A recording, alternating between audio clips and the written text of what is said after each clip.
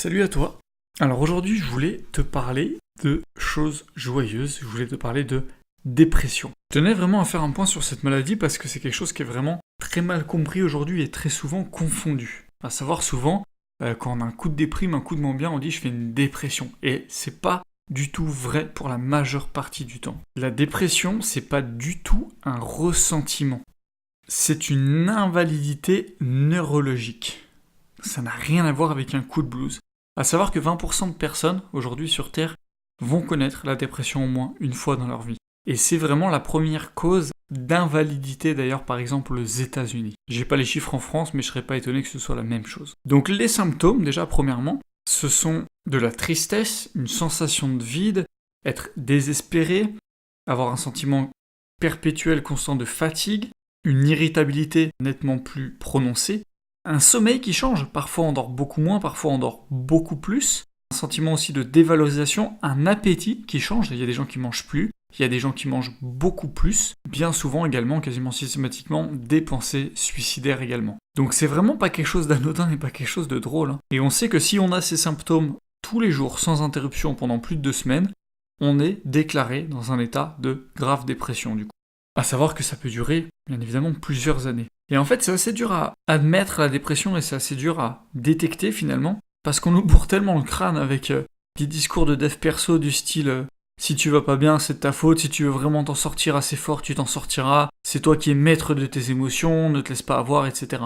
Toutes ces phrases, c'est complètement du gros bullshit par rapport à la dépression. Parce que non, les personnes dépressives ne sont pas du tout maîtres de leurs émotions. On parle d'une invalidité physique, physiologique, neuronale, et je vais te détailler ça. Ça peut arriver après plusieurs causes, des fois après la naissance d'un enfant, après le décès d'une personne. Il y en a d'autres, c'est pour des choses un peu plus qui paraissent futiles comme un changement de saison.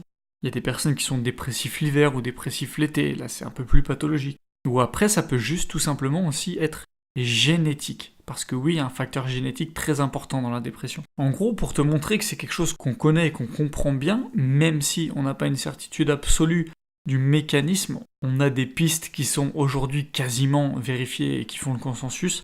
À savoir, celle qu'on peut le mieux expliquer, c'est en fait un dérèglement, pour diverses raisons, qui vient perturber la production d'une certaine protéine liée au bonheur. Cela va aller perturber les neurorécepteurs, du coup, du cerveau. Et l'effet direct, en fait, c'est qu'on va avoir une baisse de la production et de la diffusion de la sérotonine et de la dopamine, qui sont les hormones responsables de la récompense et du bonheur.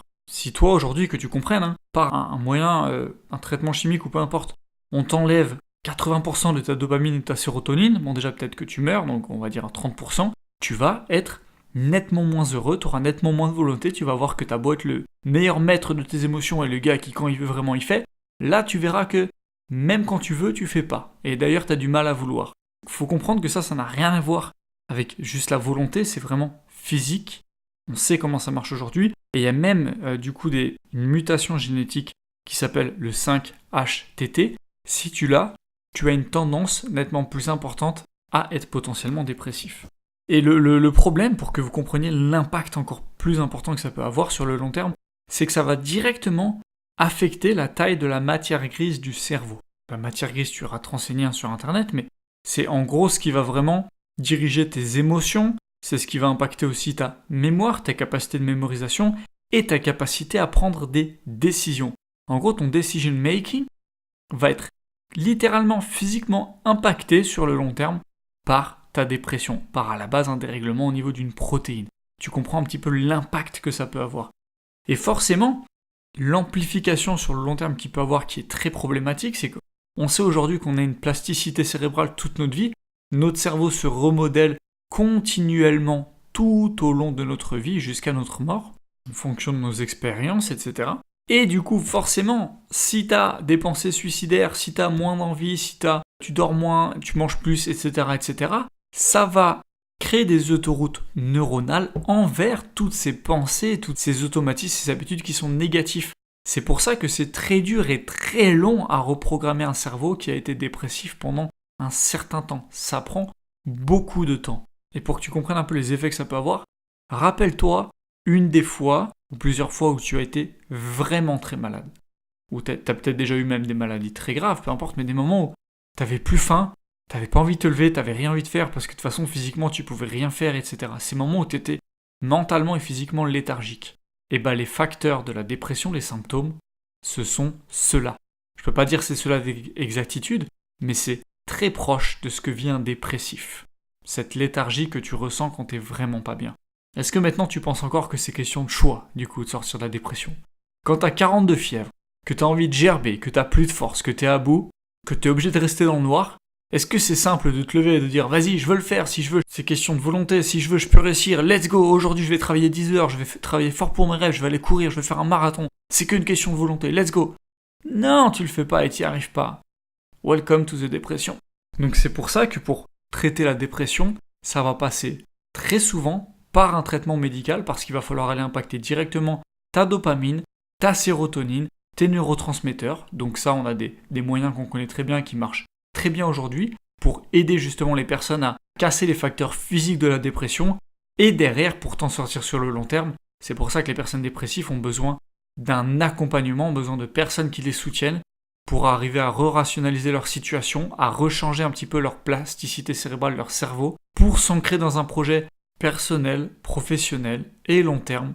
Et avec du soutien et du temps et du travail et de l'action, on peut en sortir, bien évidemment. Pourquoi pas définitivement? Je dis pas qu'il n'y a pas de risque de rechute. Malheureusement, quand on a été dépressif une fois, on a plus de possibilités de le redevenir. C'est comme quand on a subi une addiction à un moment dans sa vie, c'est quand neurologiquement on a été perturbé par quelque chose, on a une rechute beaucoup plus facile. Mais néanmoins, on peut utiliser cette force et cette connaissance justement de la maladie pour, pourquoi pas déjà nous ne plus retomber dedans et surtout aider d'autres personnes à en sortir. Donc si vous pensez potentiellement un jour dans votre vie être dépressif, allez voir des spécialistes et surtout si vous connaissez des personnes qui sont réellement dépressifs, allez peut-être un peu plus les écouter, un peu plus vous renseigner sur leur cas parce qu'il y a de fortes chances que vous aviez des a priori vraiment loin de la réalité pour le coup. Et je peux vous assurer, quand vous êtes dans une dépression, c'est vraiment très dur de devenir chaque jour un peu plus l'influenceur de ta propre vie. Je te laisse méditer là-dessus. Ciao à toi.